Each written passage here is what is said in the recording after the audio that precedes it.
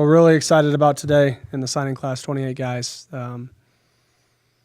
13 on offense, 13 on defense, and then the 2 special teamers. Feel like it's a really good class. It's a really good blend of players, too. They all have surely their strengths, and I'm excited to be able to add them to the team. It's kind of, we have 11 states represented in this, and I think we did a really good job of finding the right fit for us here. 3.1 GPA collectively, like the group as a whole, cumulative, and great players, great speed, and as you can see, like the size of the guys, they have really good length, and so I feel good about what this group can come in and do for us and have the ability to impact us, quickly. That's our goal, to try to push talent ahead of experience and see what they can do to add in our future success next season. So with that, I'll open it up on maybe any questions about these guys. Well, just to knock it out, I was hoping you could go through these guys and kind of just give us some thoughts on each guys, what you thought about them. Yeah, I'll start in order by position. Really excited about Hudson Curlin. He's been a player that we've had on campus numerous times. He was up for our junior day, and then just getting to know him and his family, we felt like it was a fit. It was a fit from leadership. He's a really confident individual. And every time that we watched him throughout, whether it be when we were out in January briefly to the spring to seeing him over the summer, just his progression, he kept getting better and better and better. Started throwing the ball more accurately, has a really live arm, bigger kid, really, really athletic, is a good running quarterback. But overall, I just felt like he's wired the right way. I think that's the biggest thing from the quarterback position that you look for is do they have presence and do they have command? And, he just won a state championship, went 11-1, and was the championship game player, MVP of that game. So feel really good about Hudson. He's stuck with us, and he's had a lot of interest, and he really never wavered in his commitment, and it says a lot about him. We had 3 running backs. Trey Garrison out of New Orleans. Had the opportunity, Ricky Ciccone was able to go out and kind of go back to an area that he was familiar with and go to Edna Carr with what is a loaded team, and just his physical presence and what he could do. Was able to see him live. I loved his tape, loved him as a person when he came up on a visit. Really a determined kid to take the next step, and he will be an early enrollee, so I'm excited about what he can do for us. CJ Toney, a dynamic back from Texas, really a multi-sport athlete, really talented, had baseball opportunities as well, something that he was passionate about, and I love the multi-sport athlete. Dynamic athlete that has verified speed, and a physical back, a guy that can get downhill and make people miss in a small hole. And so he's a great addition. And then Trey Hill, who I think could be a sleeper in the class.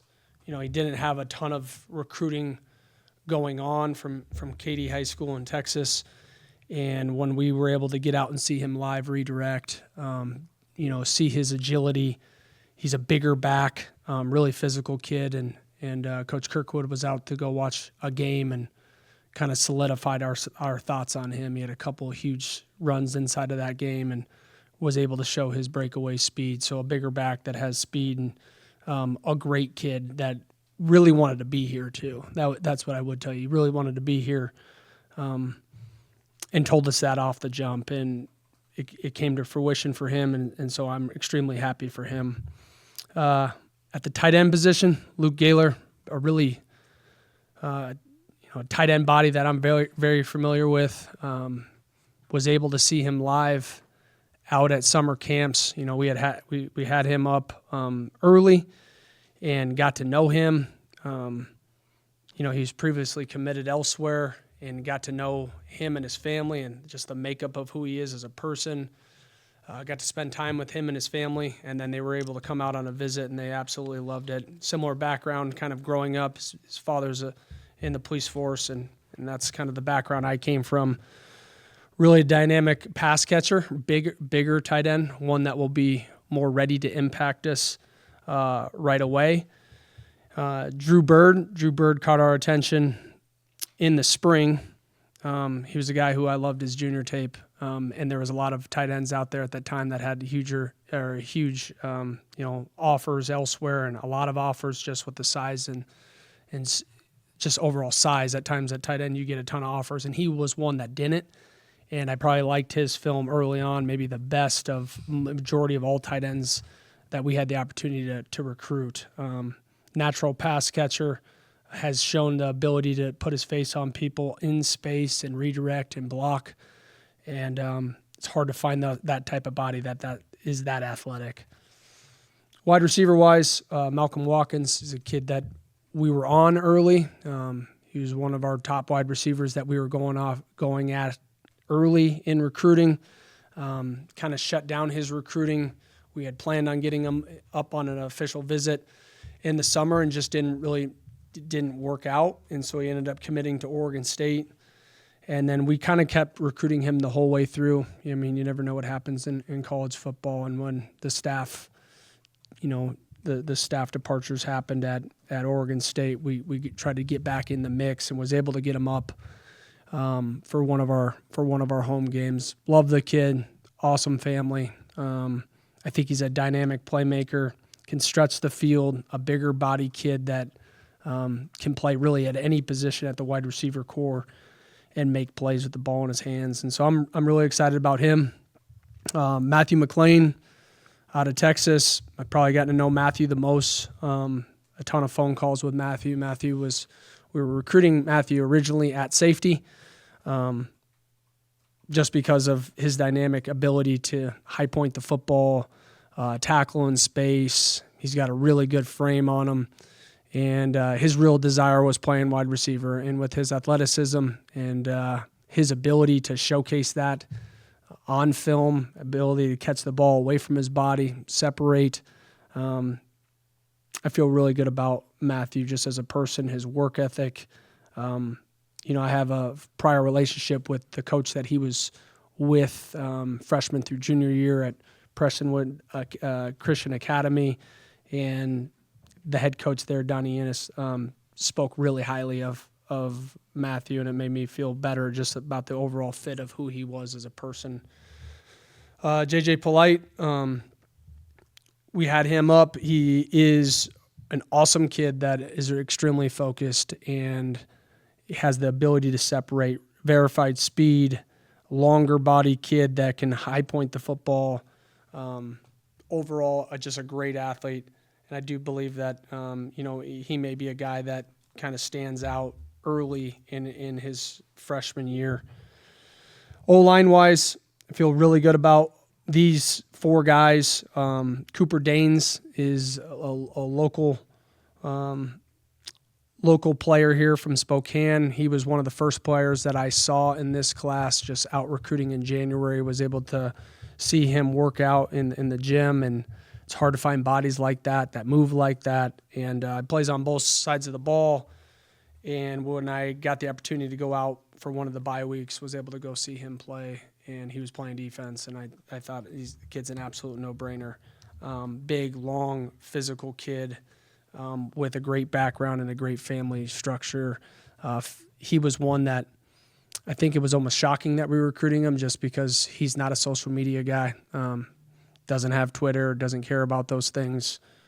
And when we got him up on a visit, like, this is where he wanted to be, and this is where we wanted him. So Derek Warden, big kid that was originally committed to University of New Mexico. He's from Queen Creek, Arizona. Physical player. We were able to get out in the spring, and he had just committed so early, but over the time, just getting to know him, his physical makeup, he is him and Kingston kind of frame-wise right now are maybe the most ready to compete early on in their career. Athletic is kind of the O-lineman that we look for, athletic big kids that will strike you, put your face on people. And so I'm really excited about Derek and the addition of him. Kingston Futuali, was able to see him early in recruiting. He's from O'Day High School in Seattle there. Great football program that produces a ton of prospects and a ton of Division I players, and honestly, early in recruiting, I felt like of all the players that were getting attention, he wasn't, and I loved his film maybe the most. Great leader, really a humble kid that we just developed a relationship, and having him up, numerous times, getting to know his family, he felt like it was a fit, and so did we. And so I'm really excited about him. He has been the first. He was the first commit out of this class, and he's stayed, in constant contact, always easy to talk to, and he was excited to be a Coug, and so we were really excited to add him. Benji, we've been recruiting Benji for a long time now. Doesn't have a huge social media presence. He is originally from Congo, but he's been living in California. He's a foreign exchange student. He's new to football. He's really raw. But at the same time, what he's gone through in his life, moving away at age 14 to come to the States and kind of learn an English language. He already knows French and he knows Spanish. So I was like, if you can learn 3 languages, we surely can teach you football. Really, he looks skinny in his pictures, but he's about 6'7", 280. He was just up last weekend. I think he's a steal, and I think he's going to really develop. D-line-wise, Savion Bartholomew was a player that we kind of caught on to late, and a really physical, big kid that has the ability to play early because of his size and because of how fleet of foot he is. Really an agile kid for how big he is. Extremely physical, hard to block. Another player from Louisiana that we feel really good about. Jake Jones, he was another early recruit for us. Great family. We had recruited him at South Dakota State early on. Honestly, when we were recruiting him then, I thought he was a senior. And then looking back, when we had made this transition, I had realized that he was only a junior at that time. And so it was a highlight for us to get him up early, get to know him. He had a lot of interests early on, and has only developed and gotten better. Big physical kid that will put his face on you and be really physical at the point of contact.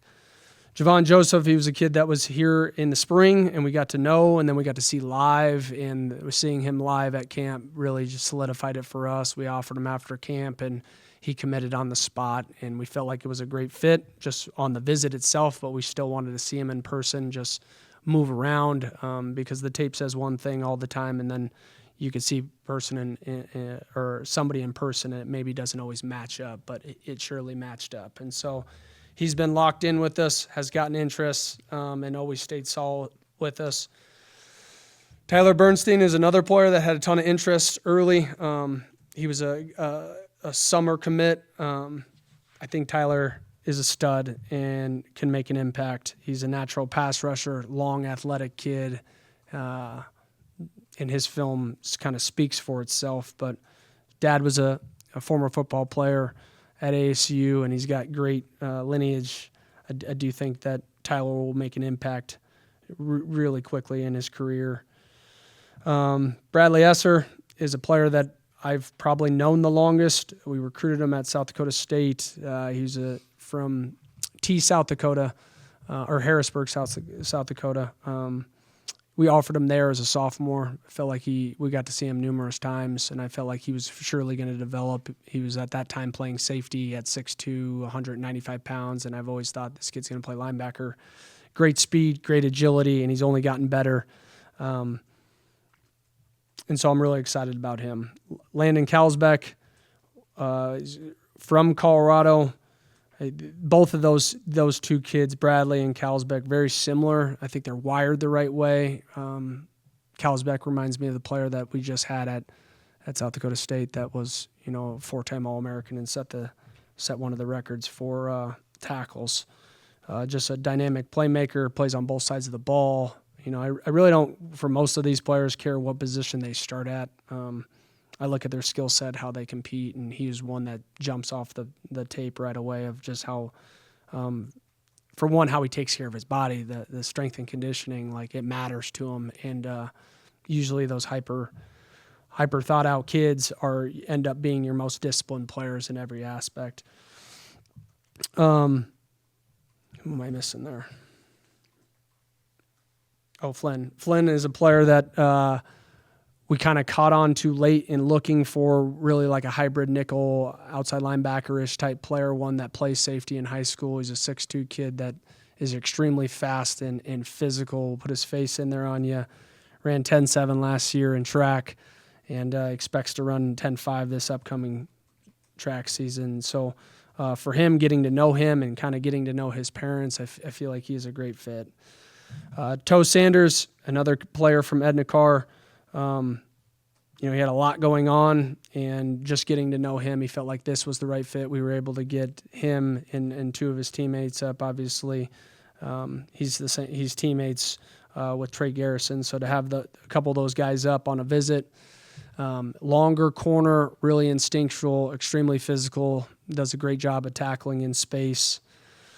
Heckert is a junior college player that originally kind of was recruited out of high school. Some things fell through, didn't end up eligible, had to go to junior college, and just kind of his track and his path to moving away from Vegas to go down to California. I think he's grown a lot. I think there's a humbleness when you have to go to the junior college ranks, and there's definitely a desire to get to this level. Really good cover corner. One of the guys that we felt best about as far as the ability to play man-to-man defense when we look through the junior college ranks. Mary Barnes, it was a player that we just had up last weekend, a guy that we were on in the summer, and he had just committed so early to Texas State that he was initially planned to come on an official visit. And then, obviously, with some of the changes that had happened in recruiting, it opened up this spot, and he was the first person that we went back to, just one that we felt like physical presence and had natural instincts playing the position, great speed, and just a great overall presence to him. I think he's a great fit. Willie Breland. Willie Breland will start in kind of that nickel package overhang linebacker. We're going to change some things up a little bit defensively to have a better athlete on the perimeter. And I feel like he will add an immediate impact. And that's why we went to Willie, really a long player that's physical, that will put his face on you and can tackle in open space really well. Brady Hummel is a player that I've kind of, both him and Jackson Williams, their film just stood out to me right away. They're really instinctual. They come top down. They can play multiple things with their length and their speed and their fluidity. Brady's a guy that's a multi-sport athlete, and coming from a small town, everybody that I've talked to, he's like, when we were out there, it was, have you seen the Hummel kid? And I think those are always the best players, is when maybe they're under-recruited, but at the same time, they're good at everything that they do. Speaking on Jackson, Jackson had a lot going on early in recruiting. His first offer was from Florida State. For him, it's been about the fit. He was originally committed to Tulane, and obviously with the having him up and the potential of, Coach Summerall leaving to take another job, we were able to get him up on a visit. Him and his dad, Byron, were able to just get a feel of us as a staff and see if it's a great fit. And we felt like it was a great fit for really all of us. But, when the departure happened at Tulane for Summerall, I think for him it was about finding the right fit and the ability to go to Florida but sticks with us here with the Cougs. I think it says a lot about his maturity, just understanding the landscape of what college football is like. He's a player that's going to develop here and develop at a quick rate. So I feel really good about Jackson.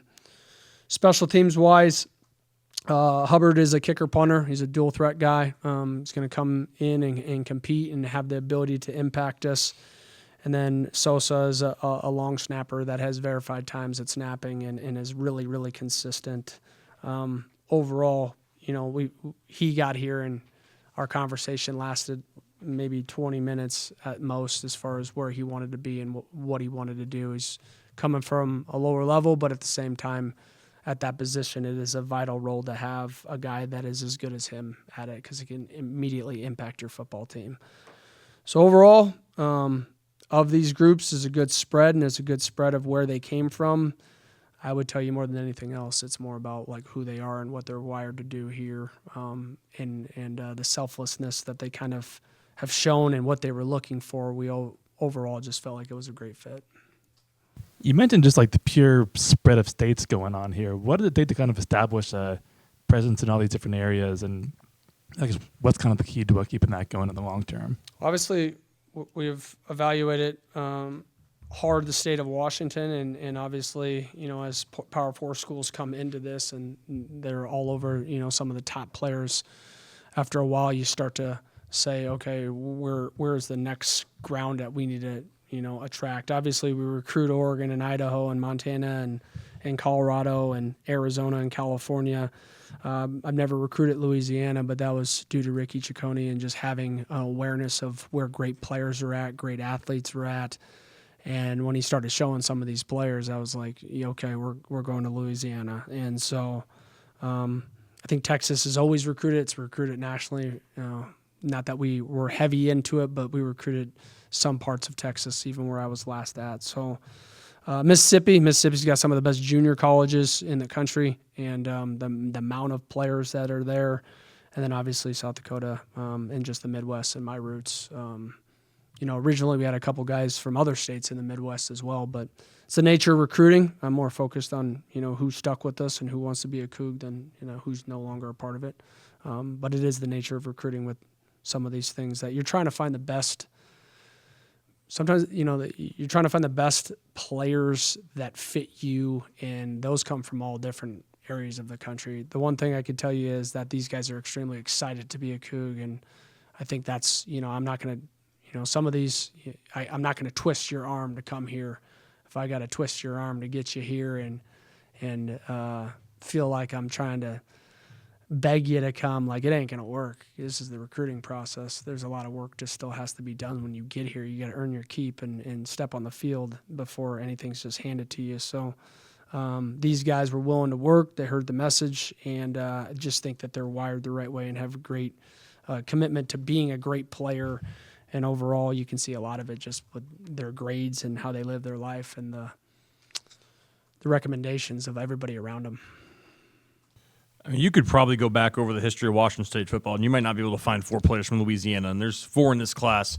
Can you just kind of talk about, maybe in detail, kind of the connections that Ricky had there, and just kind of how you guys were able to tap into that and really hit on a state that just has not traditionally been a territory for Washington State? Yeah, I think everything comes down to connections and who you trust. And, the coaches at Edna Carr were awesome with us. John Johnson's father is the offensive coordinator, and he's been huge as far as connecting us. And obviously you go into those schools and you're getting some of the best local talent around. It draws attention for some of the other players, Jackson Williams and Savion Bartholomew. Like, Jackson Williams has a family connection to the Bartholomews. And so it always makes it easier when you're taking players from distance. Obviously, when there's already a prior relationship there with the families and friendships. They played basketball together growing up. So they knew of each other, not that they were like best friends, but at the same time, I think that you got to, regardless of where they come from, when they come into your program, you have to make them feel part of your family, and you have to build connections and start over every single year because every team is different. And so although at times taking a kid from distance could feel like somewhat a culture shock, that's our job as a staff to make it feel like it's not, because it's everything that you showed them in recruiting. If it wasn't a fit, they would have felt that in recruiting. And obviously these guys wanted to be here. They want to play at the highest of levels. And I feel really good about their talent and the ability to impact us here in the near future. When you look at this list, who are maybe the couple guys that you kind of feel like, at least right now, obviously still being many months away from it coming to fruition, but could be this class's version of Carter, of Sullivan, of Donovan, the guys who can get on the field pretty early and play impactful roles as true freshmen? Yeah, this is a cliche answer, but I hope all of them have that mindset that they can come in and impact us. That's what I told them in recruiting, that they're going to get a fair shake. They all get the same amount of reps as we develop them.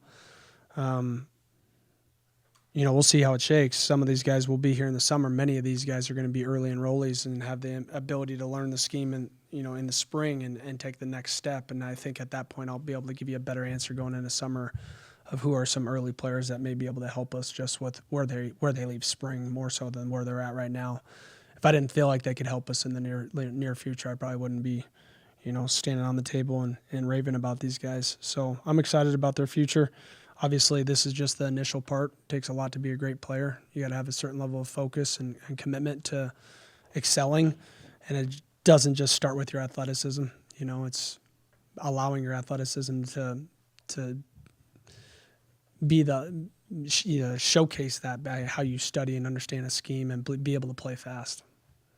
You guys played freshmen this year. How much do you guys, talk about that with recruits, and how much does that help them realize that, you're not just selling them an image, but really they can show up and immediately get on the field? Well, when they come to a game, they could see who's highlighted, just true freshmen, and they ask about the number and who's so-and-so and who's coming back. And if anybody's nervous about, well, who's ahead of me, I don't want them. Because I think that's just a showcase of, like, you're not willing to compete just because there's always going to be players on every roster. That's always a question. How many wide receivers taken, or how many running backs you're taking, or how many this or that, or what classes those are. Who's to say if they go to a different school that a school doesn't take a transfer if they have the opportunity to take a transfer? You got to compete. We coach them all the same. And as I've said before, we're going to believe in them when they step on that field. And if they, are technically coming off the bench in a reserve role in some capacity, they're a starter when they step on the field. We have to teach them as that. We have to prepare them as that. And that's my plan. I've always tried to get freshmen ready to play as fast as possible. And even for those players that aren't going to be here in the spring, just with finishing out high school, we still work with them, over Zoom and do a lot of prep work so that we can cut the knowledge gap from high school to college. A lot of schools have shifted from, focusing so much on high school recruiting to try and fill holes in the transfer portal. With 28 commits, clearly this is still a huge priority for you guys. Why is that? Yeah, I think there's a lot of talent out there, and I think the best talent still comes from the high school ranks. When they start with your program, they hear it from one voice. They stay consistent about the steps in which you want to take them. They get to know you as a person, and they buy into an overall culture of a football team. And through that, you can create a selfless product that shows up, that plays with a certain level of spirit on the field. And that's kind of what I know. I'm not saying that we're not going to go to the transfer portal and kind of fill some spots here and there. But at the same time, I think to have success long-term and to have success over time, you need to build it from the high school ranks. Coach, with all the DBs and safeties that you guys just honored on senior day, how important was it to bring in Heckard and Willie and guys who can step into those roles right away with just, the sheer number of guys you just graduated? Yeah, I think it's important. That gives you a little bit veteran experience, guys that have done it at, the next step, junior college or not.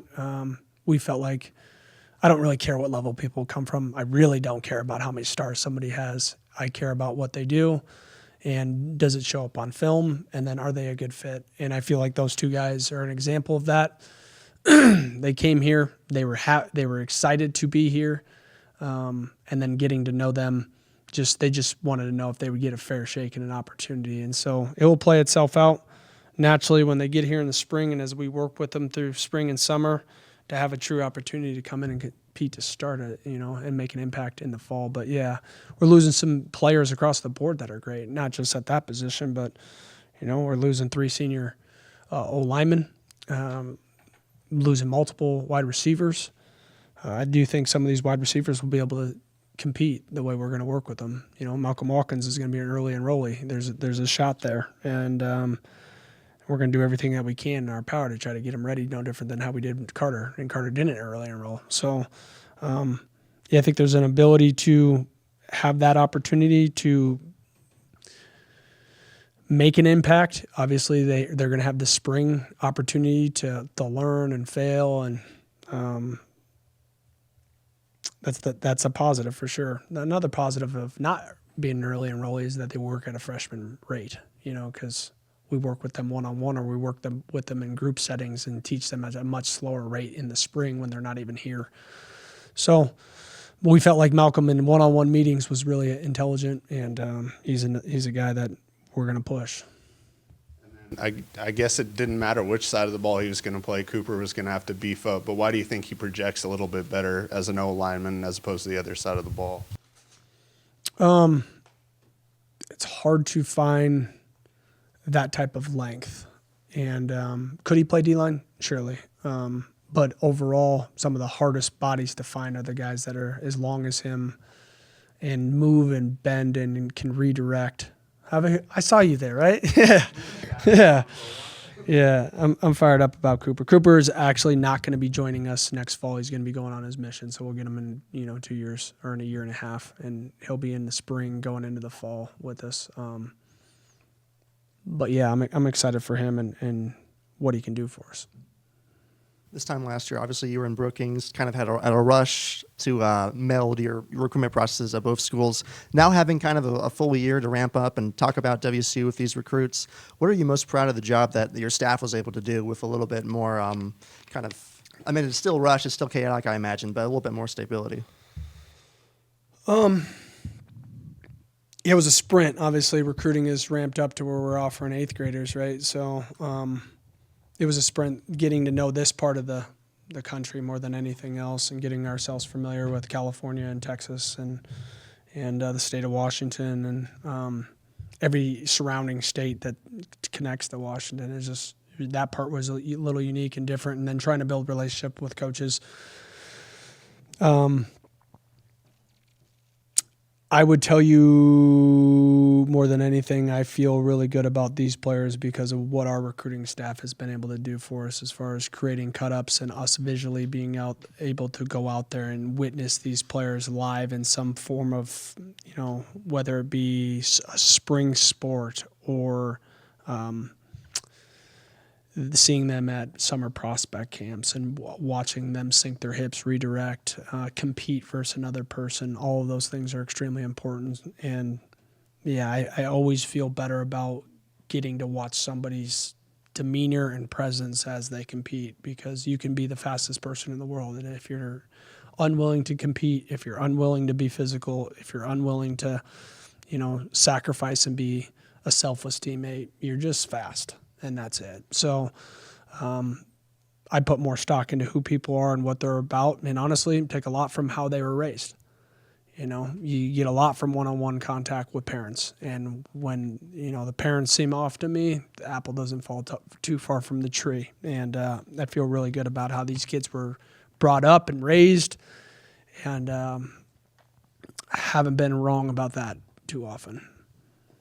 To flip a couple guys from Texas State. Obviously, the Oregon State coaching transition helped you get one of the guys. But how would you evaluate how this class stacks up in the scope of the Pac-12, the new Pac-12, and what it kind of sets up for you guys not only next year but going into the future?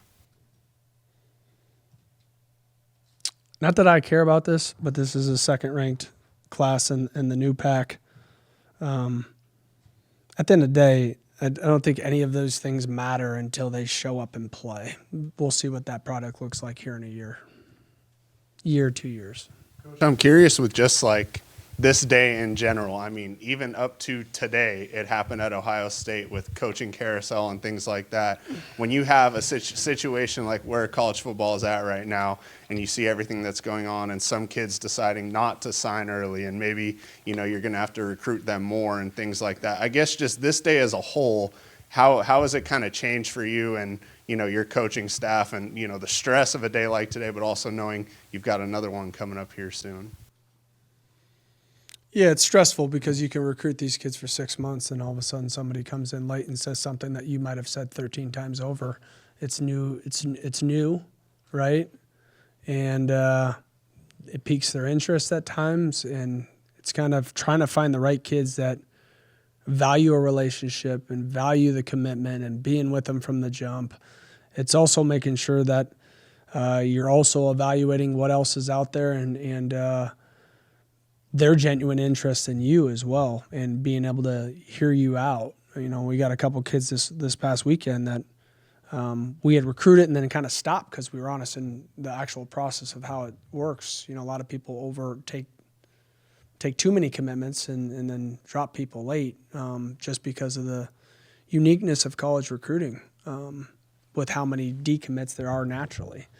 And I think still the best way to do it is to be honest and tell them the truth and not overpromising something that doesn't even exist in the moment. And that's how we did it. And honestly, that's why Maxwell Woods is with us.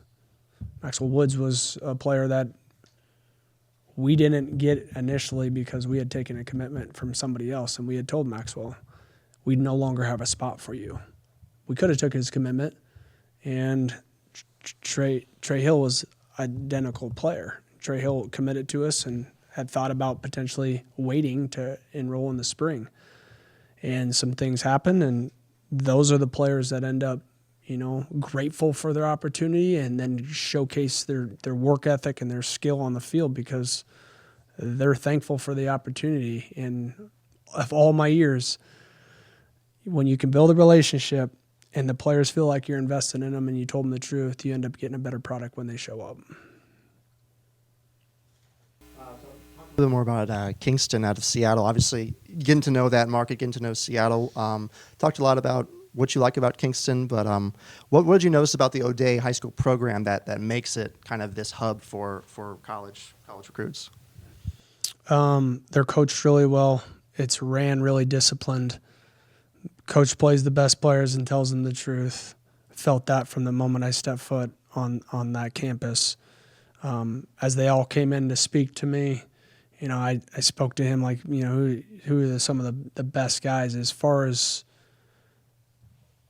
Kingston, very mature for his age. He's like an old soul and really a serious kid, but has a light side to him, and just getting to know him and his family and what is really important to them. I felt like it was a great fit because those are all similar characteristics and values that I kind of stand for as well. So I'm excited about Kingston. He's been a joy to get to know, and it's been great to kind of get to know his parents as well.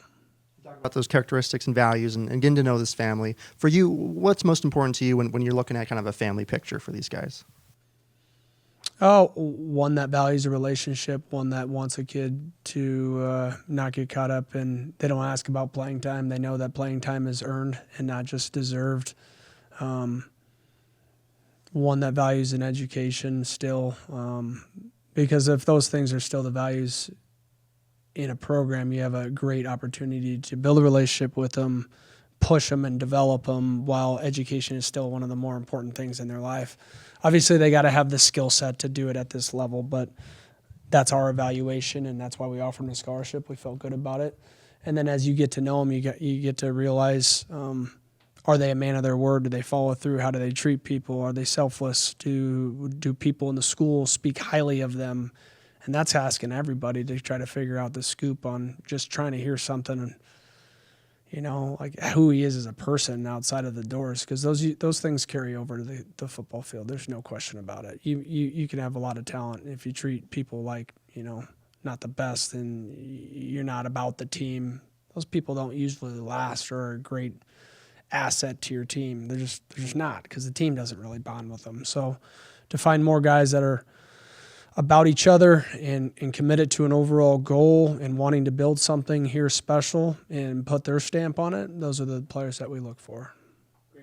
How much do you think the approach that you guys take in recruiting and being really honest helps with players not only getting here but staying here, that when they show up they're not, you didn't tell them what they wanted to hear to get them to come here, but you told them the truth, and that doesn't change when they show up? I think everybody kind of says that, just kind of in my nature, that really authentic, will tell you the truth, and lives by his words, and I've always tried to do that.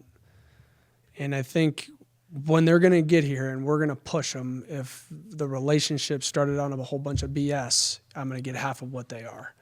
And so I tell them what's good, I tell them what's bad, I tell them what's going to improve, I tell them what needs to improve, and nobody does that for whatever reason. They just highlight the good, and I tell them, ask other schools. Ask the other schools what about this process and if they have a plan in place, because they're probably not talking about those things. I just believe in it because the players respect it, because more than anything, these players are craving truth right now. They may not always want to hear it, but they're at least thankful that somebody told them the truth. How many more guys are you open at in this class and what kinds of positions? Yeah, are you? there's several. There's several. Number wise, it depends kind of how things shake in the next couple of weeks. Then how much sleep do you get before signing day usually? Well, we didn't get too much sleep last night. We were up here at 4:30, and the time zones created that naturally. But talking to the players, making sure that they were situated and understood what was expected of them the next morning, and it's kind of nice that they weren't all at the same time zone because you can break it up naturally, and everything's electronic these days, so it's as easy as a DocuSign, and they shoot it back to you, and it's easier to connect that way. So for what it is, I can naturally get up early, but just last night being long and trying to connect with players, and then obviously this morning connecting with players really early. I'm really excited about this group, though. I can't express that enough. You talk about kind of the pivot now to you get the 28 names inked, you get to kind of celebrate that, but then there's also kind of the next step of all this, the transfer portal.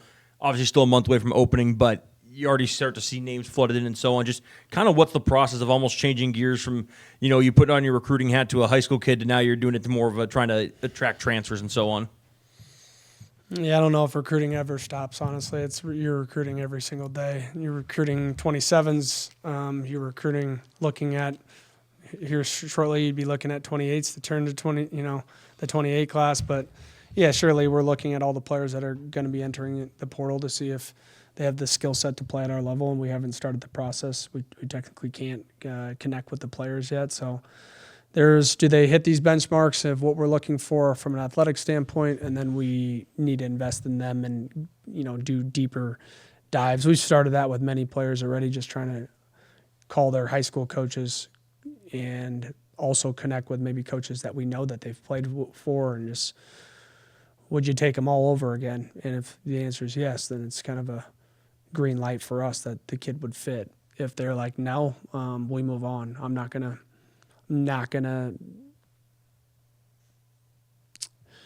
mess with the culture of the program, because at times when people aren't willing to buy in, it eats at the team, and they don't end up having a fit anyways. Or you're going to kill a great employee by tolerating a bad one, and I'm not going to do that. I know what that looks like, and it can create a cancerous culture for everybody, that they don't feel like that they're given a fair shake because you're spending too much time on a guy that ain't willing to buy in. I asked you a couple weeks ago just kind of about all the different hats kind of you have to wear, just in terms of at that point it was preparing to try and make a bowl game, and now it's you're coaching, you're preparing for a bowl game. You obviously got the signing class. We just talked about the portal. You've also got the player retention aspect. I mean, you say recruiting doesn't stop. Does any part of this ever stop, or does it feel like you're doing four things at once always? When I leave this press conference, I'm going to go home for a little bit. Yeah, so that's where it's going to stop for me. But yeah, it doesn't stop. It doesn't stop, and I don't know if it will ever stop. It's just, this is the life I chose. This is the life we all chose. It takes what it takes to win, and we're willing to sacrifice that. At times, I wish there was a little bit of everybody in the country has to put a pause for at least like 48 hours. Maybe some people do that. I have a hard time doing that. Even when it is my downtime, my phone is always, I'm guilty of that. I need to do a better job of being present with my own family. But right now I'm trying to build a program and have success and live out the things that I said I would do. So that the staff said that we would do. And we're trying our best to try to create that here.